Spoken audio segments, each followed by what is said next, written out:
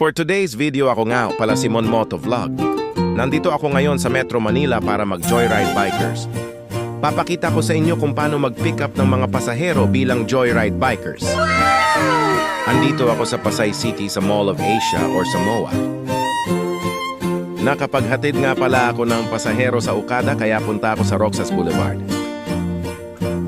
Kung mapapansin nyo, yung globe na yan sa MOA or Mall of Asia, yan ang palatandaan kung saan ako madaling maghatid ng mga pasahero. Maraming traffic lights sa lugar na ito, ngunit hindi kagaya sa Makati or sa BGC na sobrang traffic at sobrang higpit dahil maraming one-way sa lugar.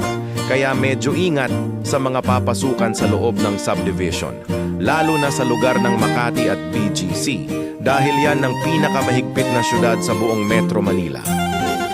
Meron nga pala akong pasahero na pupuntahan, kaya binabaybay ko ang kahabaan ng Roxas Boulevard papunta sa pick-up location ng customer.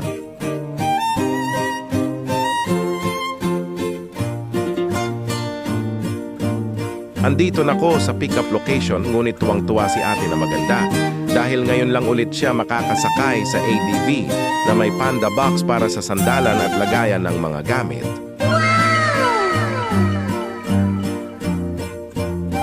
Habang nagmamaneho ako ng motor na si ate na maganda ay panay kwento sa akin.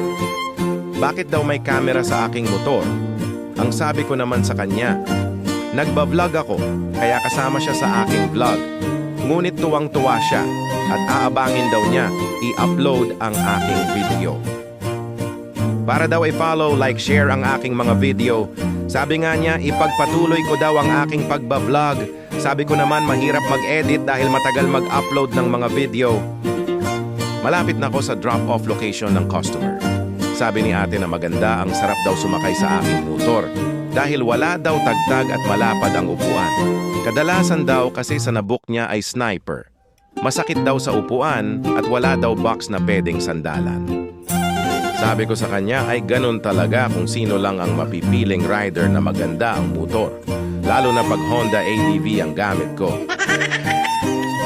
Next naman ang aking pasahero ay estudyante ang hatid malapit sa Luneta, kaya medyo maulan sa aking mga dinaanan. Bawat pickup ko ay napakaraming booking. Talagang hindi ako nagsasawang mag-accept. Lalo na pag medyo maulan dito kay Joyride, ay malaya kaming makakapamili ng mga booking. Dahil pwede ka mag-only reject at wala itong rating or performance. Kahit anong oras, pwede ako bumiyahe dahil on-off lang ito. Pwede ako mag-long ride or short ride.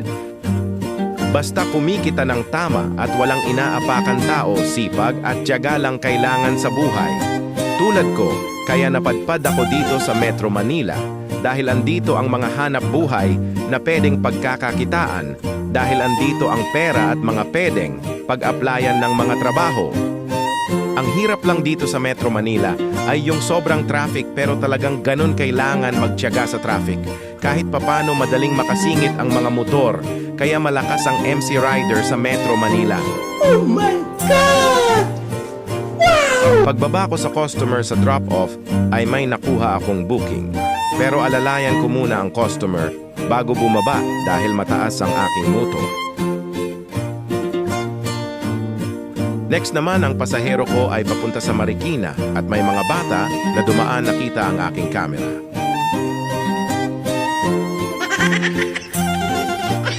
Pagsakay ng aking pasahero ay natuwa din siya dahil ngayon lang siya nakasakay sa nagba-vlog at ang sabi niya panonoorin daw niya ang aking mga video.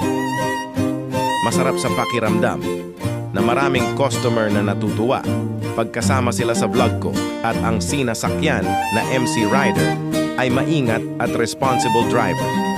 Lalo na pag alam nila, okay na okay si Kuyang Rider.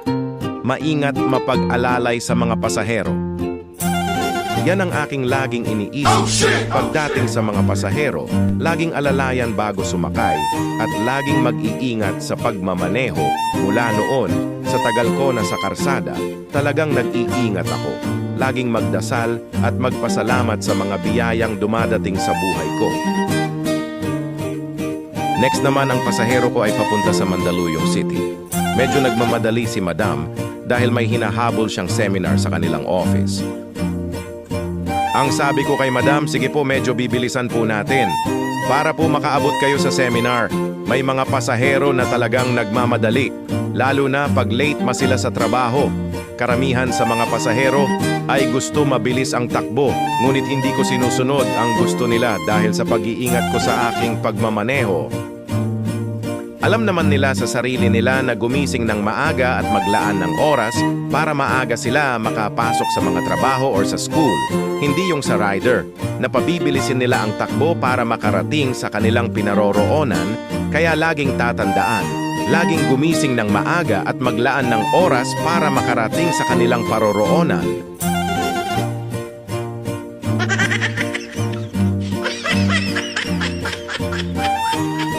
Next naman ang pasahero ko papunta sa Quezon City.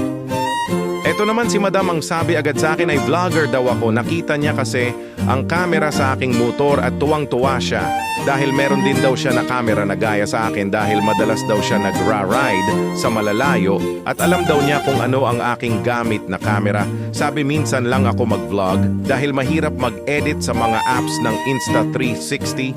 Kung sa pag-i-edit lang ng mga video, kailangan talaga magtiyaga kahit gaano katagal mag-upload at mag-export ng mga magagandang video. Basta kayang-kaya nating gawin kahit sa cellphone lang.